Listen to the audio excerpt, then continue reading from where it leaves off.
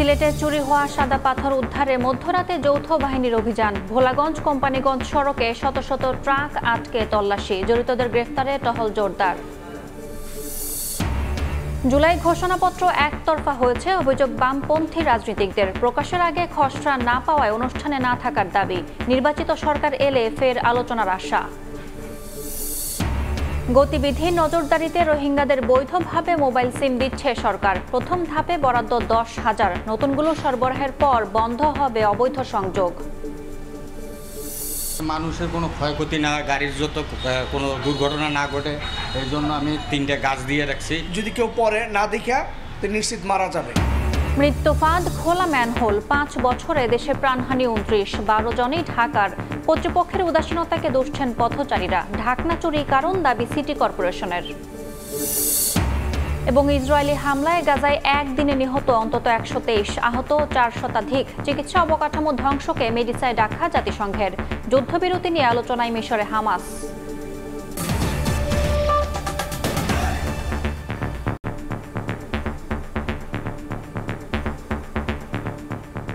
সকালের সময় সঙ্গে আছি আমি ইয়াসমিন অনন্যা।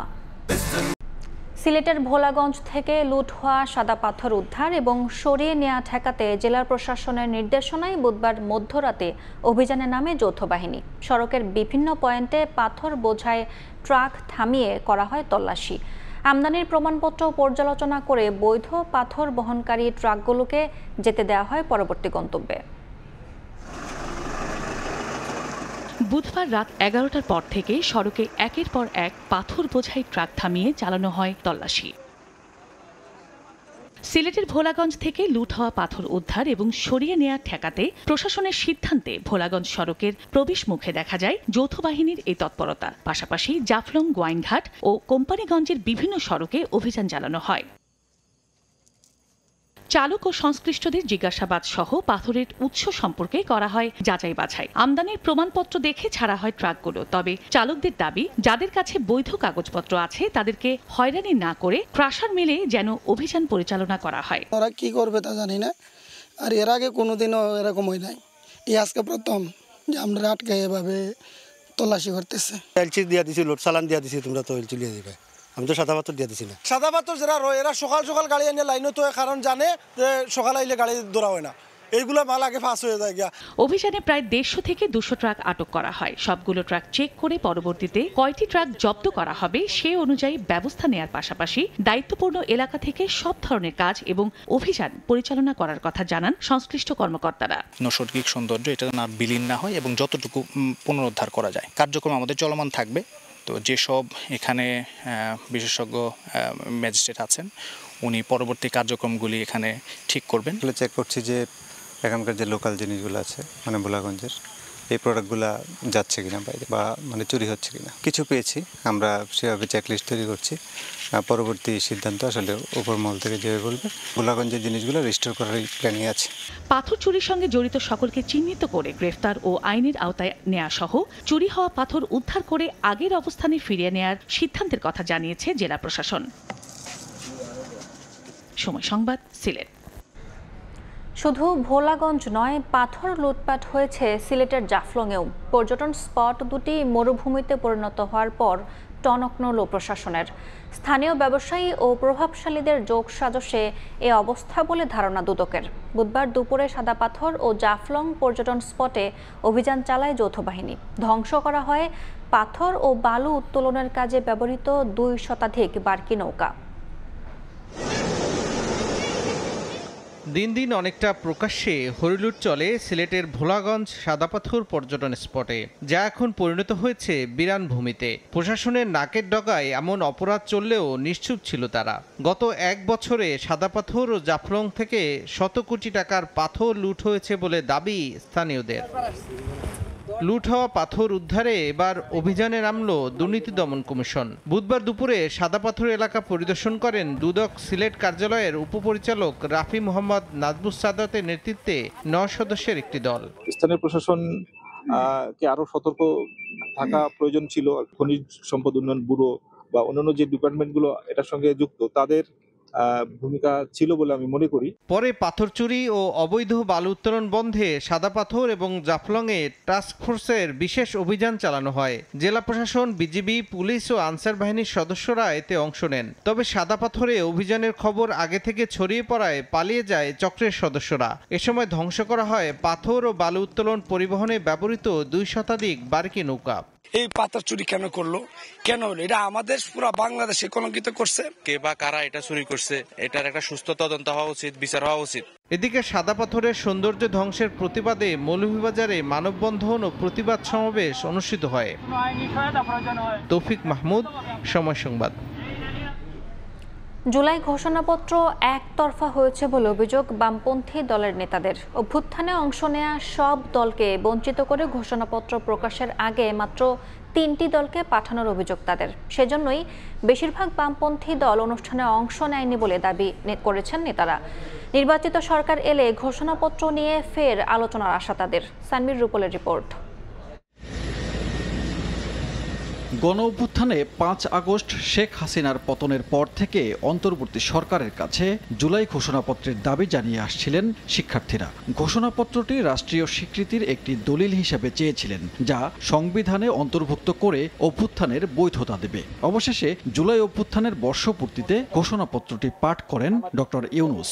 আমি এই ঘোষণাপত্র পাঠ করব। তবে এই ঘোষণাপত্র পাঠ অনুষ্ঠানে উপস্থিত ছিলেন না বেশ কিছু রাজনৈতিক দলের প্রতিনিধি। বিশেষ করে বেশিরভাগ বাম রাজনৈতিক দল এই অনুষ্ঠান বর্জন করে। নেতারা বলছেন, শুধু বিএনপি, জামায়াত ও এনসিপির কাছে ঘোষণাপত্রটির খসড়া পাঠিয়েছিল সরকার, তাই শুধু ঘোষণাপত্রের নামমাত্র সাক্ষী হতে চাননি তারা। এটা কিছুটা একতরফা হয়েছে এবং এটা যারা যুক্ত ছিলেন কিছুটা তাদের রাজনৈতিক চিন্তার এখানে প্রাবল্য বা আধিক্যতা মূলত এখানে যুক্ত হয়েছে। তবে গোটা প্রক্রিয়াটা ছিল অস্বচ্ছ, তাকে একটা কঠিন গোপনীয়তার কোনো দরকার ছিল না। সবাইকে পাঠাবে, কথা বলবে, আলাপ আলোচনা হবে, তারপরে কমনলি যেখানে আমরা অ্যাগ্রি করতে পারবো সেটার ভিত্তিতে ঘোষণাপত্র হবে। এটাই তো ছিল সঙ্গত। খুবই দুঃখের সাথে আমার উল্লেখ করতে হচ্ছে, আমরা তো এটা জানতেই পারিনি যে কি তারা করছেন। তার মানে অংশীজনরা জানে না এরকম একটা জিনিস পাঠ করা হবে, আমরা জানলাম, যার জন্য আমরা এই অনুষ্ঠানে যাইনি। ঘোষণাপত্রে ইতিহাস বিকৃতির অভিযোগ করে সিপিবির সাধারণ সম্পাদক বলেন, এতে জুলাই অভ্যুত্থানের আকাঙ্ক্ষার পূর্ণ প্রতিফলন ঘটেনি। সাধারণভাবে আমার কাছে মনে হয়েছে এটি একটা ইতিহাস বিকৃতি, আর এক হচ্ছে একচোখা, এইটারই কিছু বয়ান এইখানে তৈরি করা হয়েছে। আসলে ঘোষণাপত্রের যে প্রাসঙ্গিকতা আমরা আশা করছিলাম, সেই প্রাসঙ্গিকতা আর কেবল রক্ষা করা যায়নি। এটা সিম্পলি আমি বলবো এক ধরনের দায়িত্বহীনতার একটা বহিঃপ্রকাশ হয়েছে। তারপর আমরা ইতিবাচকভাবে দেখি। তবে দীর্ঘ প্রতীক্ষার পর শেষ পর্যন্ত ঘোষণাপত্র প্রকাশ করায় ইতিবাচক হিসেবে দেখছে দলগুলো। সাংবিধানিক স্বীকৃতির আগে ঘোষণাপত্র নিয়ে বিস্তারিত আলোচনা হলে বাম দলগুলো মতামত তুলে ধরবে বলেও জানান নেতারা। জনআকাঙ্ক্ষা পূরণে ব্যর্থ হয়েছিল। সানবির রূপল, সময় সংবাদ, ঢাকা। 3 দিনের সফর শেষে মালয়েশিয়া থেকে ঢাকায় ফিরেছেন প্রধান উপদেষ্টা ডক্টর মোহাম্মদ ইউনূস। বুধবার রাত 9:15টায় প্রধান উপদেষ্টা ও তার সফর সঙ্গীদের বহনকারী বাংলাদেশ বিমানের ফ্লাইটটি শাহজালাল আন্তর্জাতিক বিমানবন্দরে এসে পৌঁছায়। মালয়েশিয়ার প্রধানমন্ত্রী আনোয়ার ইব্রাহিমের আমন্ত্রণে সোমবার দেশটিতে যান প্রধান উপদেষ্টা। 3 দিনের সফর চলাকালে আনোয়ার ইব্রাহিমের সঙ্গে দ্বিপাক্ষিক বৈঠক সহ উচ্চ পর্যায়ের একাধিক বৈঠকে অংশ নেন ডক্টর ইউনূস। সফরের দ্বিতীয় দিনে প্রধান উপদেষ্টার উপস্থিতিতে বাংলাদেশ মালয়েশিয়া 5টি সমঝোতা স্মারক ও 3টি নোট বিনিময় করা হয়। সকালের সময় আরও থাকছে। তেজস্ক্রিয় পদার্থ সন্দেহে শনাক্ত শিল্পের কাঁচামাল বোঝাই 13টি কন্টেইনার নিয়ে বেকায়দায় চট্টগ্রাম বন্দর। ফেরত পাঠাতে আইনি জটিলতা, অপসারণে কাস্টমসকে চিঠি। রাজধানী সহ সারা দেশে খোলা ম্যানহোলে পড়ে গত 5 বছরে প্রাণ হারিয়েছেন অন্তত 29 জন। তাদের মধ্যে 12 জন ঢাকার উত্তর ও দক্ষিণ সিটির। সম্প্রতি চট্টগ্রাম ও টঙ্গীতে মর্মান্তিক দুর্ঘটনার পর খোলা ম্যানহোল আর পথচারীদের নিরাপত্তা নিয়ে উঠেছে প্রশ্ন। সাধারণ মানুষ বলছেন, কর্তৃপক্ষের উদাসীনতার বলি পথচারীরা। আর সিটি কর্পোরেশনের দাবি, ঢাকনা চুরি হওয়াই প্রধান কারণ। এ অবস্থায় আধুনিক প্রযুক্তি ও সেন্সরযুক্ত মনিটরিং ব্যবস্থার মাধ্যমে দুর্ঘটনা রোধের পরামর্শ পরিকল্পনাবিদদের। SM সালাউদ্দিন ও প্রিন্স সারিফিনের ছবিতে আবু সাইদ নিশানের প্রতিবেদন।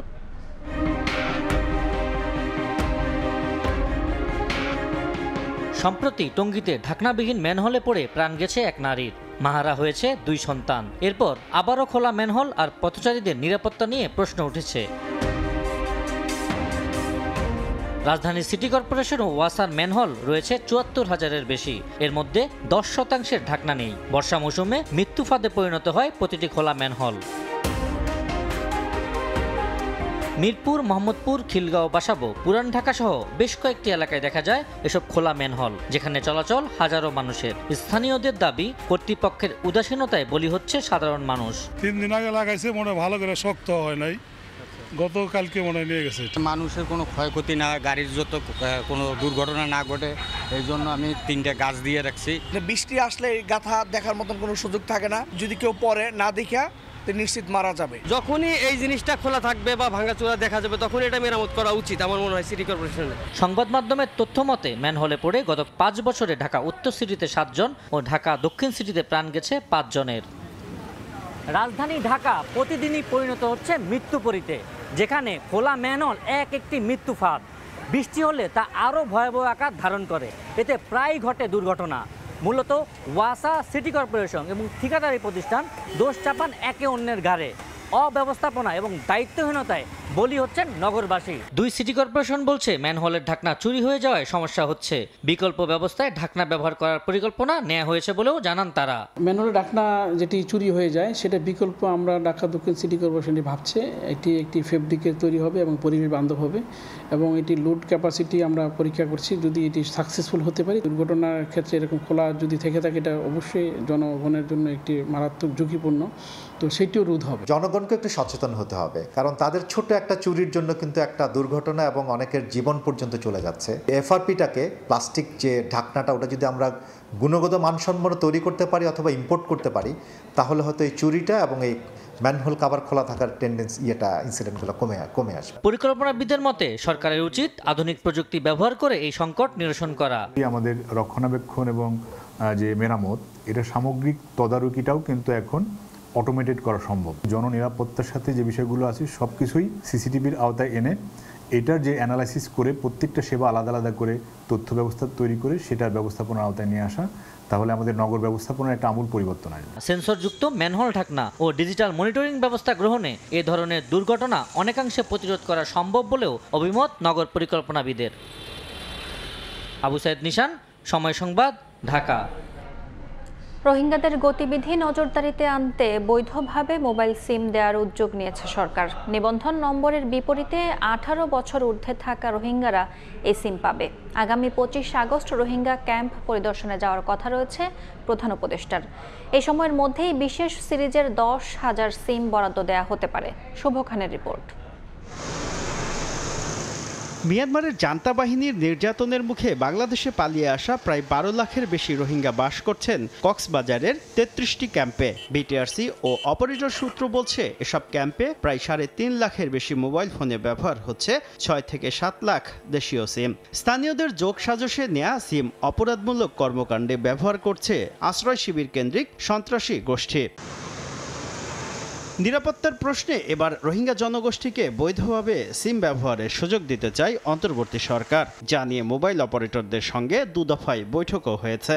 বৈঠক সূত্র বলছে, জাতিসংঘ শরণার্থী বিষয়ক হাই কমিশনারের কাছে থাকা রোহিঙ্গাদের নিবন্ধন নম্বরের বিপরীতে 18 বছরের বেশি বয়সীদের সিম দেওয়া হবে। বিশেষ সিরিজের প্রতিটি সিমের দাম দেবে ইউএনএইচসিআর বা সরকার। 3 ধরনের প্যাকেজ অফার করবে অপারেটররা। সরকার জানতে পারবেন যে কারা সিমগুলো ব্যবহার করছেন এবং কোথায় কি নিড, সেটা আরও বেটারভাবে তারা ডেফিনেটলি অ্যাড্রেস করতে পারবেন। আগামী 25 আগস্ট রোহিঙ্গা শিবির পরিদর্শনে যাওয়ার কথা রয়েছে প্রধান উপদেষ্টা ডক্টর মোহাম্মদ ইউনূসের। প্রথম ধাপে ওই তারিখের মধ্যেই 10,000 নম্বর বরাদ্দ দেওয়া হতে পারে, যদিও এ বিষয়ে মন্তব্য করেনি বিটিআরসি। ইউএনএইচসিআর এর ডাটাবেজ সংরক্ষিত থাকবে বাংলাদেশ কম্পিউটার কাউন্সিলের ডাটা সেন্টারে। নতুন সিদ্ধান্তকে স্বাগত জানিয়েছে গ্রামীণফোন ও বাংলালিংক। শুধু সিম দিলেই হবে না, সিমগুলো ব্যবহারও করতে পারতে হবে এবং ওর জন্য যেটা দরকার, যে একটা রাইট নেটওয়ার্ক সলিউশনও দরকার। যাদের বিটিএস আছে ওইখানে ওই ক্যাপাসিটি আমরাও যদি সব অপারেটররা মিলেই যদি ইউজ করতে পারতো, এটা কিন্তু খুব একটা ভালো অপরচুনিটি ছিল। নতুন সিম দেওয়ার পর বাংলাদেশি জাতীয় পরিচয়পত্র দিয়ে অবৈধভাবে নেওয়া সচল সিম বন্ধ করে দেবে সরকার। সরকার, যা নিয়ে আপত্তি তুলেছে রবি। নতুন ভাবে কিন্তু আবার আমাদেরকে সিম ট্যাক্সটা দিতে হবে এই ইনিশিয়েটিভের মাধ্যমে, যাতে কারেন্ট যে বাজারটা আছে ওখানে প্রতিযোগিতা সেটা কোনোভাবে যাতে হ্যাম্পার না হয় এবং এটার বেনিফিট যাতে আসলে এসএমপি অপারেটরের কাছে না যায়। এর আগে 2023 সালে রোহিঙ্গাদের টেলিটকের সিম দেওয়ার চিন্তা করে তৎকালীন সরকার, যদিও পরে বিষয়টি আর এগোয়নি। শুভ খান, সময় সংবাদ, ঢাকা। তেজস্ক্রিয় পদার্থ সন্দেহে শনাক্ত হওয়া লোহার স্ক্র্যাপ এবং শিল্পের কাঁচামাল বোঝাই 13টি কন্টেইনার নিয়ে চরম বেকায়দায় পড়েছে চট্টগ্রাম বন্দরের পাশাপাশি চট্টগ্রাম কাস্টম হাউস। আটকে পড়া এসব কন্টেইনার আইনি জটিলতায় রফতানিকারক দেশে ফেরত পাঠানো কিংবা সমন্বয়হীনতায় অপসারণ কিছুই হচ্ছে না। ঝুঁকি বিবেচনায় এসব কন্টেইনার 2 সপ্তাহের মধ্যে অপসারণে কাস্টম হাউসকে চিঠি দিয়েছে বন্দর কর্তৃপক্ষ। শাখাউত টিপুর ক্যামেরায় বিস্তারিত জানাচ্ছেন কমল দে। মার্কিন যুক্তরাষ্ট্রের অর্থায়নে মেগাপোর্ট ইনিশিয়েটিভ প্রকল্পের আওতায় বন্দরে স্থাপন করা বিশেষায়িত গেট অতিক্রমের সময়ে এসব কন্টেনারে তেজস্ক্রিয় পদার্থ শনাক্ত হয়। সবশেষ 6 আগস্ট ব্রাজিল থেকে আসা লোহার স্ক্র্যাপ বোঝাই একটি কন্টেনারে 2.16 মাত্রার CS-137 এবং TS-232 তেজস্ক্রিয় শনাক্ত হয়েছে। গত 5 বছরের পরীক্ষায় লোহার স্ক্র্যাপ, সিরামিকের কাঁচামাল এবং জিঙ্ক ওয়েস্ট বোঝাই 13টি কন্টেনারে এ ধরনের তেজস্ক্রিয় পদার্থ শনাক্ত করেছে পরমাণু শক্তি কমিশন। তেজস্ক্রিয় বস্তুগুলোর মালিকানা কার, আমদানিকারক রপ্তানিকারক ওনাদের, নাকি কাস্টমস, নাকি বন্দর, নাকি এই যে বাংলাদেশ পরমাণু শক্তি কমিশন, বন্দর এবং কাস্টমস, এই 3 জনের ভিতরে আসলে কোনো সমঝোতা চুক্তি বা কোনো কিছু না থাকাতে এটা আসলে বলা যায় যে সিদ্ধান্তহীনতাই একটা বিষয় আছে, যে এটা কে করবে বা কার মালিকানায় থাকবে, তার তত্ত্বাবধানে থাকবে। বিগত 2014 সালে সর্বপ্রথম চট্টগ্রাম বন্দরে স্ক্র্যাপ নিয়ে আসা কন্টেনারে তেজস্ক্রিয় পদার্থ শনাক্ত হয়। এরপর থেকে প্রতি বছরে 3 থেকে 4টি পদার্থ শনাক্ত হলো। তেজস্ক্রিয়তার মাত্রা সহনীয় হলে তেমন কোনো পদক্ষেপ নেওয়া হয় না। শুধুমাত্র 2.3 মাত্রার বেশি হলে কন্টেনারগুলো আটকে দেওয়া হয়। চট্টগ্রাম বন্দরে বিভিন্ন সময়ে শনাক্ত হওয়া তেজস্ক্রিয় ধাতব বস্তু 13টি আপাতত কন্টেনার ভর্তি অবস্থায় রাখা হয়েছে মেগাপোর্ট ইনিশিয়েটিভ প্রকল্পের এই পয়েন্টে। এক্ষেত্রে বন্দর কর্মকর্তারা বলছেন এই তেজস্ক্রিয় বস্তুগুলো যত দ্রুত সম্ভব অপসারণ করা হবে, তত দ্রুত ঝুঁকিমুক্ত হবে চট্টগ্রাম বন্দর। এদিকে তেজস্ক্রিয় পদার্থ থাকা কন্টেনারের সংখ্যা বাড়তে থাকায় বন্দর কর্তৃপক্ষ নিয়ে উদ্বিগ্ন। বিশেষ করে এসব কন্টেনার দ্রুত নিষ্পত্তির জন্য চট্টগ্রাম কাস্টম হাউসের কাছে একাধিকবার চিঠিও দিয়েছে। এগুলা দ্রুততম সময়ের মধ্যে নিষ্পত্তি হওয়া আবশ্যক, যেহেতু এগুলা নিয়ে বিভিন্ন রকম স্বাস্থ্য ঝুঁকি হতে পারে এবং অন্যান্য ঝুঁকিতে ফেলতে পারে চট্টগ্রাম বন্দরকে। সেই হিসেবে আমরা এগুলাকে দ্রুততম সময়ের মধ্যে নিষ্পত্তির জন্য বলে থাকি। আমরা কাস্টমসকে এখনও অনুরোধ জানাচ্ছি যেন এগুলা দ্রুততম সময়ের মধ্যেই এগুলো নিষ্পত্তি করা হয়। অন্য পণ্যের সঙ্গে আসা তেজস্ক্রিয় পদার্থ রপ্তানিকারক দেশে ফেরত পাঠানোর নিয়ম থাকলেও যেমন তা কার্যকর হচ্ছে না, তেমনি পরমাণু শক্তি কমিশনের সঙ্গে বন্দর কিংবা কাস্টমসের চুক্তি না থাকায় সেগুলো অপসারণে সৃষ্টি হয়েছে দীর্ঘসূত্রিতা। এক্ষেত্রে পরমাণু শক্তি কমিশনের ছাড়পত্র নিয়ে পণ্য বোঝাই এসব কন্টেনার নিলামে তোলার পরিকল্পনা নিয়েছে চট্টগ্রাম কাস্টম হাউস। কাস্টমস আইন অনুযায়ী আমরা এটাকে ইনভেন্টরি সম্পন্ন করেছি এবং খুব দ্রুতই নিলামে তুলব বলে আশা করছি।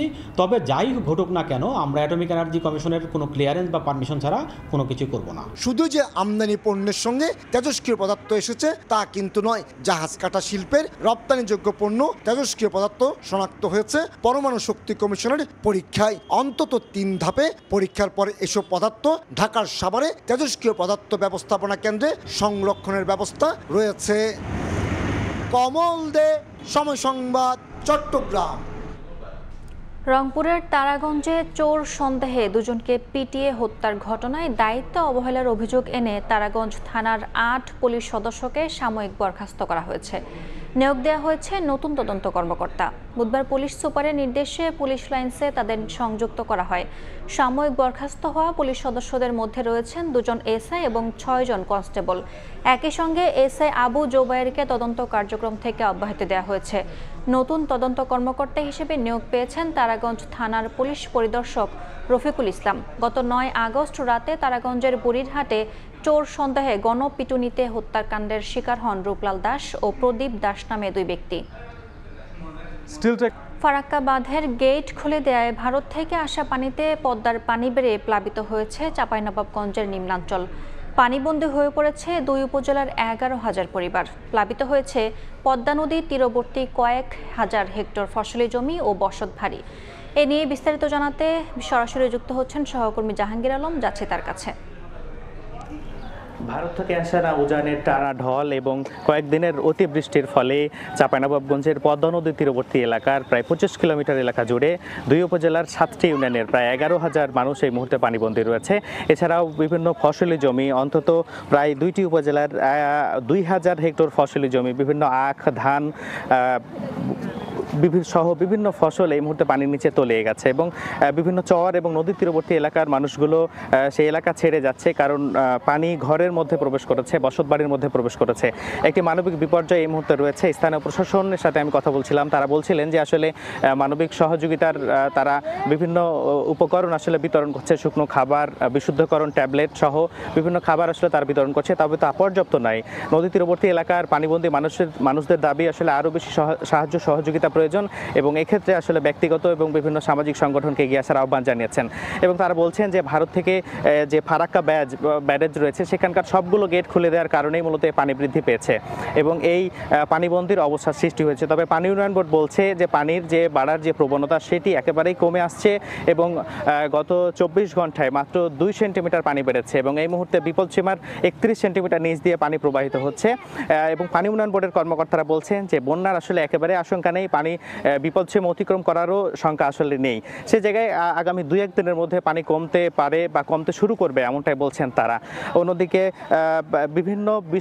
বিভিন্ন বিদ্যালয়ের, প্রাথমিক এবং উচ্চ মাধ্যমিক বিদ্যালয়ের প্রায় 1/2 শিক্ষা প্রতিষ্ঠানে এই মুহূর্তে শিক্ষা কার্যক্রম বন্ধ হয়েছে পানিবন্দী হওয়ার কারণেই এবং স্থানীয়রা বলছেন যে আসলে এই পানিবন্দির অবস্থা থেকে স্থায়ী একটি বাঁধ নির্মাণ করলে আসলে প্রত্যেক বছর যে এই পানিবন্দির যে অবস্থার সৃষ্টি হয়, বন্যার একটা আশঙ্কা তৈরি হয়, সেটি থেকে উত্তরণ পাবে তারা। এবং এই মুহূর্তে আসলে পানি উন্নয়ন বোর্ডের পক্ষ থেকে বরাবরই বলা হচ্ছে যে আজকে থেকেই বা আগামীকালকে থেকে পানি কমতে শুরু করবে এবং কোনো ধরনের বন্যার আশঙ্কা নেই এবং এই মুহূর্তে বিপদসীমার নিচ দিয়ে 31 সেন্টিমিটার নিচ দিয়ে পানি প্রবাহিত হচ্ছে। তো এই ছিল চাঁপাইনবাবগঞ্জ থেকে পদ্মা নদীর পানি বাড়ার সর্বশেষ।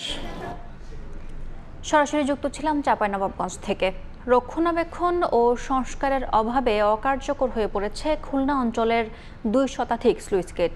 পানি নিষ্কাশন করতে না পারায় প্রায় 2,000 হেক্টর জমিতে তৈরি হয়েছে জলাবদ্ধতা। এতে দুশ্চিন্তায় পড়েছেন কৃষক। পানি উন্নয়ন বোর্ড বলছে সংস্কারের পাশাপাশি নতুন আরও গেট নির্মাণ প্রকল্প হাতে নেওয়া হয়েছে। নিয়ামুল হোসেন কোচির ছবিতে আব্দুল্লাহ আল মামুন রুবেলের রিপোর্ট। খুলনার ডুমুরিয়া উপজেলায় পানি প্রবেশ ও বের হওয়ায় গুরুত্বপূর্ণ ভূমিকা রাখে ষোলমারী নদীর উপর নির্মিত স্লুইস গেটটি। তবে বছরের বেশিরভাগ সময় পলি জমে গেটের মুখ আটকে থাকে। সম্প্রতি পাম্প বসিয়ে পলি সরানোর কাজ শুরু হলেও তা কার্যকর হচ্ছে না বলে অভিযোগ উঠেছে। শুধু এ গেট নয়, জেলার 598টি স্লুইস গেটের মধ্যে 2 শতাধিক স্লুইস গেট অকার্যকর। কোনো গেটের সামনে পলি, কোনোটির কচুরিপানা জমে মুখ বন্ধ, কোনো স্লুইস গেট দীর্ঘদিন ধরে নষ্ট, আবার কোনোটির কপাট ভাঙা। অকার্যকর এসব গেটের সামনে ভরাট হয়ে যাচ্ছে পানি নিষ্কাশন খালও। পানি নিষ্কাশন ও নিয়ন্ত্রণ না করতে পারায় আশেপাশের এলাকাগুলোতে জলাবদ্ধতা সৃষ্টি হচ্ছে। এতে ফসল চাষ নিয়ে শঙ্কিত কৃষক। 5-7 বছর ধরে এই নদী নালাগুলো সব বন্ধ, এদের অকেজ হয়ে পড়ে আছে। পলি পড়ার কারণে ওই গেট খুলতে পারে না, গ্রামের মানুষ সব পানিবন্দী হয়ে আছে। কৃষি নির্ভর অর্থনীতি, এই অর্থনীতি হুমকির মুখে আছে। এলাকার মানুষ কৃষি দ্বারা তাদের জীবনযাপন যে অব্যাহত করতে সেটা বন্ধ আছে। গেটটা এলু খোলাসা করতে হবে, আমাকে বিল খাল সব তলায় দিতে, আমায় তো গেট বেড়ি করে খেতে, গেটের কোনো পানি শুনি সত্যি নেই। গেট জায়গায় উঠাই দিতে, উঠে কাটাইয়ে কায়দা করে দিতে হবে সুন্দর করে, যাতে পানি স্রোত থাকে। নদীতে যদি পানি না সরে তাহলে এর কোনো কাজ নেই। এই নদীতে যখন পানি সরবে তখন এর ঠিক এর কাজ হবে। কৃষি ও মৎস্য বিভাগ থেকে স্লুইস গেটগুলো কার্যকর রাখতে তাগিদ দেয়া হলেও নেই যথাযথ উদ্যোগ। ফলন নিশ্চিত করতে যেন এই গেটগুলো যেন আরও সংস্কার করা হয় এবং যেগুলো অচল সেগুলো সচল করতে হয় এবং যেগুলো নতুন করে করার প্রয়োজন সেগুলো যেন নতুন করে করা হয়। অবশ্য পানি উন্নয়ন বোর্ড বলছে কিছু স্লুইস গেট সংস্কার ও নতুন করে কয়েকটি গেট তৈরির প্রকল্প হাতে নেওয়া হয়েছে। এই অর্থ বছরে আমরা এগুলো মেরামত করে দিব। গেটের সামনে যে পলি পড়ে যেগুলো বন্ধ হয়ে গেছে সেগুলো জরুরি ভিত্তিতে এগুলো কাজ চলমান হয়েছে। সিআইপি ফেজ 2 যে প্রকল্প রয়েছে, এই প্রকল্পেরই আওতায় আমাদের ফোল্ডার নাম্বার 13/14/2 এবং ফোল্ডার নাম্বার 10/12 এই দুটি ফোল্ডারের পুনর্বাসনের আওতায় এখানে যে সমস্ত গেট রয়েছে এগুলো নতুন করে নির্মাণের পরিকল্পনা রয়েছে। স্লুইস গেটের কারণে খুলনার 14টি ইউনিয়নের প্রায় 2000 হেক্টর ফসলি জমি জলাবদ্ধ রয়েছে। কৃষি বিভাগের তথ্যমতে অকেজো এসব স্লুইস গেটের কারণে প্রতি বছর এ অঞ্চলে 40,000 হেক্টর কৃষি জমি অনাবাদি থেকে যাচ্ছে, যার প্রভাব পড়ছে এ অঞ্চলের সামগ্রিক অর্থনীতিতে। তাই দ্রুত স্লুইস গেটগুলো কার্যকর করতে সমন্বিত উদ্যোগের দাবি করছেন সংশ্লিষ্টরা। আব্দুল্লাহ আল মামুন রুবেল, সময় সংবাদ, খুলনা। অবৈধ স্থাপনায় ক্ষতির মুখে গঙ্গা কপোতাক্ষ সেচ প্রকল্পের খালগুলো। এতে সঠিক সময়ে সেচ থেকে বঞ্চিত হচ্ছেন কৃষকরা। দ্রুত পদক্ষেপ নেওয়া হবে বলে জানান জেলা প্রশাসক। বাবুল হোসেনের ক্যামেরায় SM রাশেদের রিপোর্ট। দেখে বোঝার উপায় নেই, এই প্রধান খালের পানির প্রবাহ থেকে কুষ্টিয়া সহ 4 জেলা 13 উপজেলার কৃষকের সেচের পানির প্রবাহ হয়। সেচ খালের অভ্যন্তরীণ জায়গা অবৈধভাবে দখল করে বাণিজ্যিক প্রতিষ্ঠান গড়ে তুলেছে একটি চক্র। জিকে প্রধান খালের ব্যানার থাকলেও কেউ তোয়াক্কা করছে না। আবার অনেক জায়গায় নতুনভাবে স্থাপনা নির্মাণ করছে প্রভাবশালীরা। বাদ যায়নি স্লুইস গেটের উপর জায়গাও। এতে বাধাগ্রস্ত হচ্ছে জিকে খালের পানির প্রবাহ। নিয়মিত মনিটরিং না থাকায় দখলদাররা সক্রিয়, অভিযোগ স্থানীয়দের। সঠিক সময়ে সেচের পানি না পেয়ে বিপাকে প্রান্তিক পর্যায়ের কৃষকেরা। ক্যানালের ধারে সব বাড়ি ঘর দূর করে বন্ধ করে রাখেছে, আমরা ঠিক মতন পানি পাইনি। এইগুলো উৎসাহ করলে আমরা যাতে ঠিক মতন পানি পাই। ক্যানাল পরিষ্কার, আগে যেমন পরিষ্কার ছিল পরিষ্কার করতে হবে, আমরা যাতে অ্যাভেলেবল পানি পাই। সরকারের কাছে দাবি করলে পরে দাবি জানাচ্ছি যে আমরা আরে ঠিক মতন এটা ক্লিয়ার করে দিক। অবৈধ স্থাপনা উচ্ছেদে জিকে সেচ প্রকল্পে অভিযান চালানো হবে বলে জানান জেলা প্রশাসক। জিকে খালের আশেপাশে যে সকল জায়গা আছে অধিকাংশ জায়গায় পানি উন্নয়ন বোর্ডের, এবং পানি উন্নয়ন বোর্ডের রিকুইজিশনের ভিত্তিতে আমরা ম্যাজিস্ট্রেট নিয়োগ করে ওখানে কিছু অংশে আমরা অলরেডি অবৈধ স্থাপনা যা ছিল উচ্ছেদ করেছি, এবং তাদের রিকুইজিশনের ভিত্তিতে ভবিষ্যতে এই ধারাটি অব্যাহত থাকবে। পানি উন্নয়ন বোর্ডের তথ্য মতে 150 কিলোমিটার জিকে প্রধান খালের উপর 1300 ব্যক্তি অবৈধ জমি দখল করেছে। SM রাশেদ, সময় সংবাদ, কুষ্টিয়া। বর্ষা মৌসুমে ঝিনাইদহে ভয়াল রূপ ধারণ করেছে গড়াই নদী। শৈলকুপা উপজেলার 8টি গ্রামের অন্তত 10টি পয়েন্টে শুরু হয়েছে ভাঙন।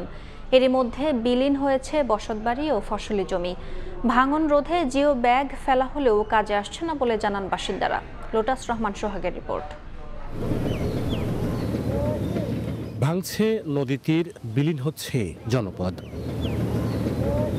চলতি বর্ষা মৌসুমের শুরু থেকেই ভাঙন শুরু হয়েছে ঝিনাইদহের গড়াই নদীতে। শৈলকুপা উপজেলার 8টি গ্রামের অন্তত 10টি পয়েন্টে বিলীন হয়েছে বেশ কয়েকটি বসতবাড়ি ও ফসলি জমি। অনেকে সর্বস্ব হারিয়ে মানবেতর জীবনযাপন করছেন। এলাকাবাসী বলছেন, এখনই ভাঙন রোধে ব্যবস্থা না নিলে বিলীন হয়ে যাবে আরো 3টি গ্রাম। 10 বিঘে 12 বিঘে এইরকম কলা খাত আপনার খালি নিজ দেখালে ঢোকসে চলে যায়, মানুষ এখন কি করে খাবি? নদী ভাঙনেতে আমার বাড়ি 2বার আমি সরাইছি, আবারও আমার বাড়ি ভেঙে যাওয়ার মধ্যে ভেঙে চুরিয়া চুরমার হয়ে গেছে। ওই যে ওই বাড়িওয়ালারা ওই বাড়িতে এই পাশে উঠে চলে আসছে। আমার বাড়ি ভেঙে চলে গেছে, এই সরা নিয়ে আছে, তারপরও ভেঙে চলে গেছে। আর কোন থাকবেন আল্লাহ দিচ্ছে। 10-12টা গ্রামে এরকম ভাঙতেছে, আপনার ফসল নিয়ে সবই এবার ভেঙে চলে গেছে। এখানে ব্লক বাদ হলে মোটামুটি খুবই ভালো একটা মজবুত একটা কাজ হবে। পানি উন্নয়ন বোর্ড বলছে, ভাঙন রোধে স্থায়ী বাঁধ নির্মাণের জন্য সমীক্ষা চলছে। এটা স্থায়ী সমাধানের জন্য আমাদের পানি সম্পদ মন্ত্রণালয়ের পক্ষ থেকে বিস্তারিত সম্ভাব্যতা সমীক্ষার কাজটি চলমান। এই সম্ভাব্যতা সমীক্ষার কাজটি শেষ হলে আমরা আমাদের প্রকল্প তৈরি করে প্রকল্প প্রস্তাবনার মাধ্যমে বাজেট বরাদ্দ প্রাপ্তি সাপেক্ষে আমরা স্থায়ী প্রতিরক্ষা কাজটা করতে পারব। পানি উন্নয়ন বোর্ডের তথ্য মতে এরই মধ্যে শৈলকুপা উপজেলার অন্তত 200 বিঘা ফসলি জমি ও স্থাপনা নদীগর্ভে বিলীন হয়েছে। লোটাস রহমান সোহাগ, সময় সংবাদ, ঝিনাইদহ। খুলনা বিশ্ববিদ্যালয়ের ভেতরে থাকা সরকারি মৎস্য বীজ উৎপাদন খামার দখলের অভিযোগ উঠেছে শিক্ষার্থীদের একাংশের বিরুদ্ধে। কর্মকর্তা কর্মচারীদের বের করে তালা ঝুলিয়ে দেওয়া হয়েছে বিভিন্ন কক্ষে। এতে স্থবির হয়ে পড়েছে খামারের কার্যক্রম। শিক্ষার্থীরা বলছেন, বিশ্ববিদ্যালয়ের আবাসন সংকট সমাধানে এই খামার অধিগ্রহণের দাবি আমলে নেয়নি প্রশাসন। নিয়ামুল হোসেনের কোচের ছবির ক্যামেরায় তানজিম আহমেদের রিপোর্ট। 9 আগস্ট দুপুরে খুলনা সরকারি মৎস্যবীজ উৎপাদন খামার দখল করেন খুলনা বিশ্ববিদ্যালয়ের শিক্ষার্থীরা। এরপর থেকে বন্ধ খামারটির সব কার্যক্রম।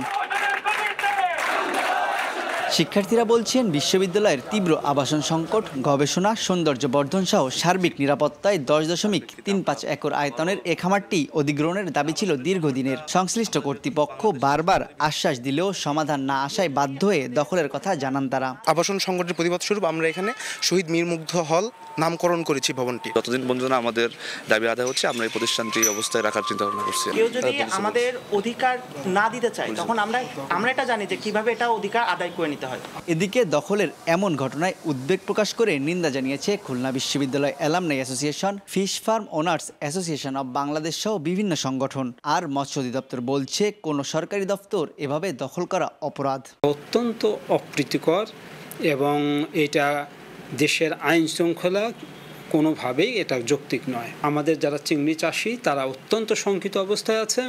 জমির প্রয়োজনীয়তা থাকলেও এভাবে নিয়ন্ত্রণ নেওয়াকে সমর্থন করছে না খোদ বিশ্ববিদ্যালয় কর্তৃপক্ষ। জায়গার প্রয়োজন খুলনা বিশ্ববিদ্যালয়ের, এ বিষয়ে কোনো সন্দেহ নেই, এবং ছাত্রছাত্রীদের আবাসন প্রয়োজন, এ বিষয়ে ছাত্রছাত্রীদের দাবি একেবারেই যৌক্তিক। তবে অবশ্যই এই জাতীয় ঘটনা আমাদের কারোর জন্যই খুব একটা সুখকর বিষয় না। মৎস্য বিভাগের তথ্য মতে খামারটিতে প্রতি বছর 16,500 চিংড়ি ও মৎস্যচাষীকে সেবা দেওয়া হয়। তানজিম আহমেদ, সময় সংবাদ, খুলনা। আশঙ্কাজনক হারে মারা যাচ্ছে সাদা সোনা খ্যাত বাগেরহাটের বাগদা চিংড়ি। ভরা মৌসুমে কাঙ্ক্ষিত উৎপাদন না হওয়ায় দিশেহারা চাষি। মরকের কারণ জানতে চিংড়ি গবেষণা কেন্দ্রের সহায়তা চান তারা। জেলা মৎস্য বিভাগ বলছে ক্ষতি পুষিয়ে নিতে চাষিদের পাশে আছেন তারা। আলী আকবর টুটুলের তথ্য ও আমিনুল ইসলামের ছবিতে রিপোর্ট। দেশের সবচেয়ে বেশি চিংড়ি উৎপাদনকারী জেলা বাগেরহাট। তবে গত বছরের মতো এবারও মৌসুমের শুরুতে মানসম্মত বাগদা পোনার সংকটে পড়েন চাষিরা। এরপর লাগাতার বৃষ্টিতে মরক লাগে ঘেরে। চাষিরা জানান গত বছরের তুলনায় এবার উৎপাদন অনেক কম, এতে কোটি কোটি টাকার ক্ষতির মুখে পড়েছেন তারা। যেখানে 10-12 কেজি বা 20 কেজি মাছ পাওয়া যায় সেখানে 800 গ্রাম 900 গ্রাম ব্যাগ কেজি পাওয়া যাচ্ছে। পুঁজিপাতি সবই হারায় ফেলেছে, এখন বাইসে থাকা আমাকে কষ্ট। এবছর মাছ ফেলতেছে, মাছ মরে যাচ্ছে। কি কারণে ঘেরের চিংড়ি মারা যাচ্ছে তা শনাক্ত করতে চিংড়ি গবেষণা কেন্দ্রের সহায়তা চান এই ব্যবসায়ী নেতা।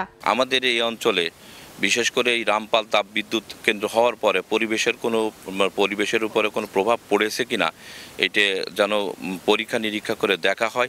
ঘেরের পানি মাটি সংগ্রহ করে বাগদা চিংড়ির রোগ নির্ণয় করা হবে বলে জানান এই গবেষক। চাষিদের সাথে যোগাযোগ করে আমরা স্যাম্পলগুলো কালেকশন করে আমরা দেখার চেষ্টা করব। পোনার যদি গুণগত মান ঠিক যদি না থাকে তাহলে আমরা যতই ম্যানেজমেন্ট করি না কেন এটা ভালো হবে না। জেলা মৎস্য কর্মকর্তা বলছেন ভাইরাসের পাশাপাশি ঘেরে পানি স্বল্পতা, অস্বাভাবিক তাপমাত্রা ও লাগাতার বৃষ্টির কারণে নোনা পানির চিংড়ি মারা যাচ্ছে। প্রচুর বৃষ্টিপাত হওয়ার কারণে লবণাক্ততাটা কমে গেছে, যে কারণে বাগদা চিংড়ির ক্ষেত্রে আপনার কোনো চাষিরা ক্ষতিগ্রস্ত হয়েছে। জেলায় 51,159 হেক্টর জমিতে 46,313টি বাগদা চিংড়ি ঘের রয়েছে। গত অর্থ বছরে 20,940 মেট্রিক টন বাগদা চিংড়ি উৎপাদন হয়েছে। সময় সংবাদ, বাগেরহাট। চাহিদা থাকায় চুয়াডাঙ্গায় বাড়ছে পাটের আবাদ। জাগ দেয়া সহ নানা কাজে ব্যস্ত কৃষকরা। ভালো দাম পাবে বলে আশাবাদী তারা। মাহফুজ মামুনের তথ্য ও ছবি নিয়ে রিপোর্ট। চুয়াডাঙ্গার 4টি উপজেলায় এ মৌসুমে 8,695 হেক্টর জমিতে পাট চাষ করেছেন কৃষকরা, যা গত বছরের চেয়ে 1,235 হেক্টর বেশি।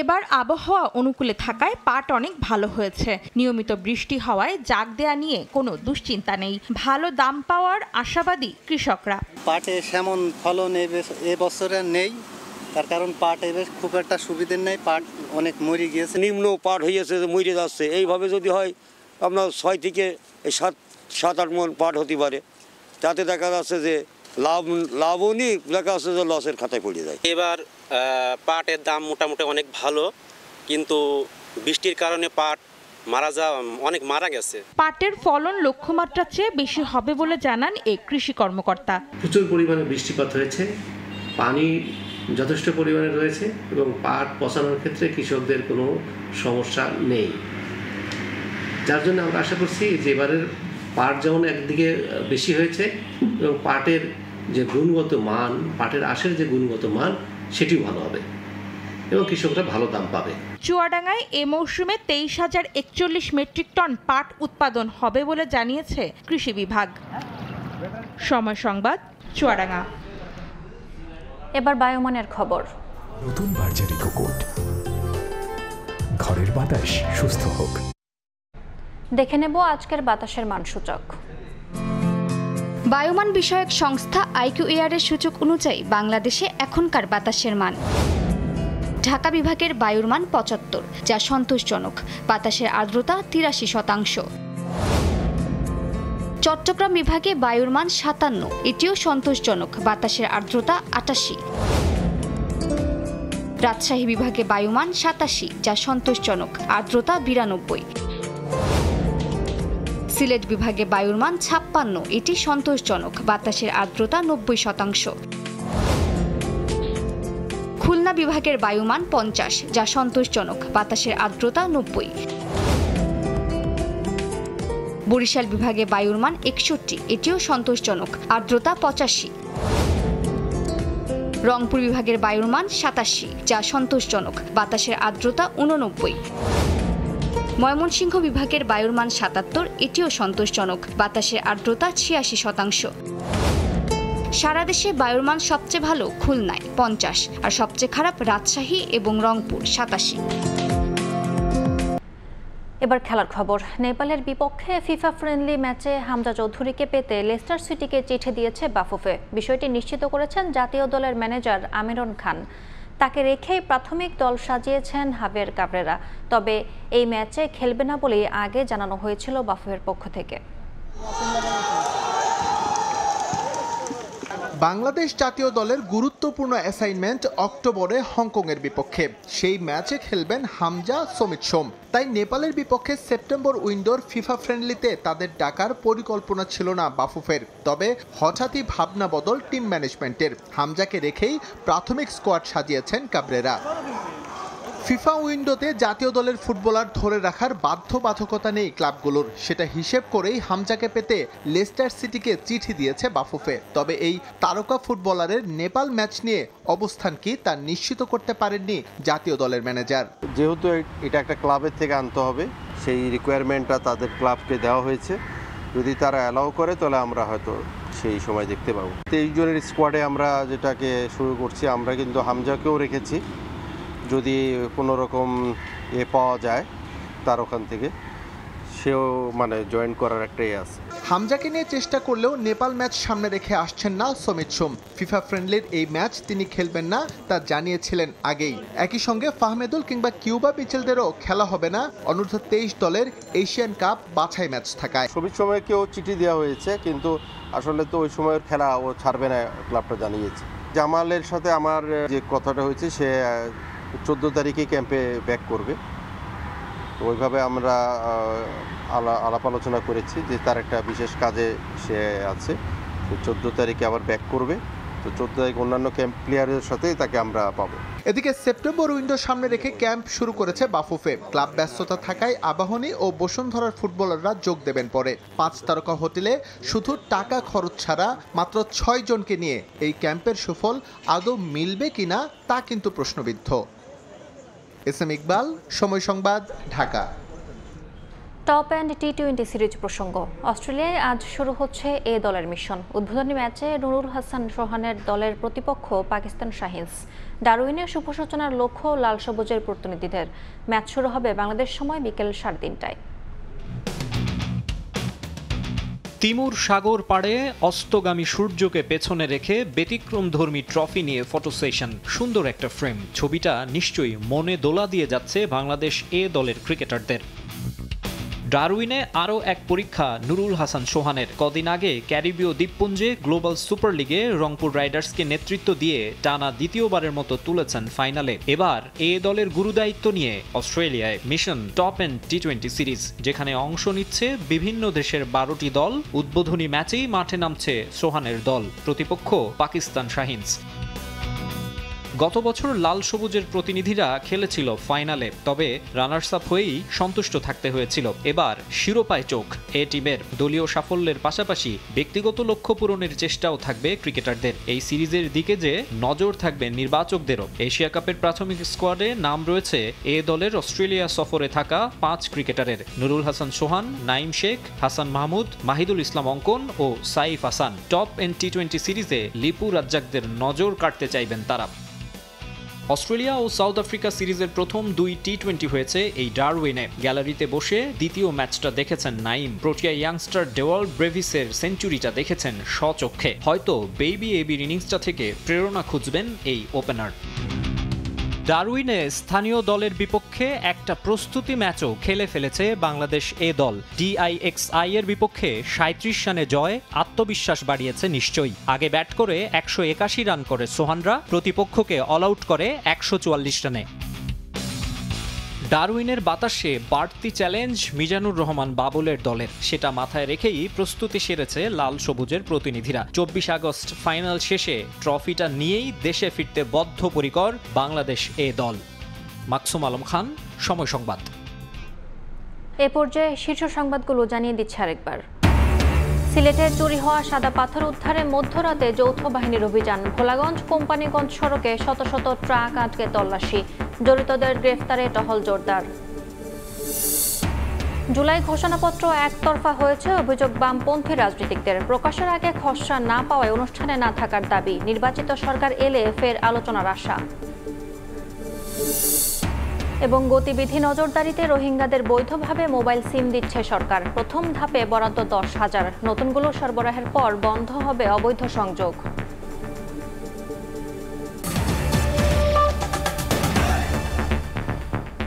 এই ছিল সকালের সময়। সঙ্গে থাকুন সময়ের।